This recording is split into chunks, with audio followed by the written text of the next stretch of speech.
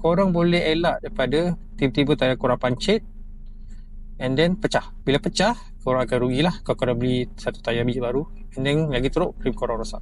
Aku dah kena sekali, aku tak nak korang terkena. Okay, baik, kita ambil langkah pencegahan. Okay, display ni sebenarnya dia menunjukkan bacaan pressure korang punya tayar, depan, kanan, kiri, dan belakang, kanan dan kiri. Okay, kat sini juga dia boleh tunjuk korang punya tayar punya temperature. Okay, lepas tu tak payah nak pening pasang ni. Sebab apa? Dia punya reading tu cuma cucuk kat tayar je, pasang je macam skru, and then tak perlu wiring apa sebab dia pakai solar.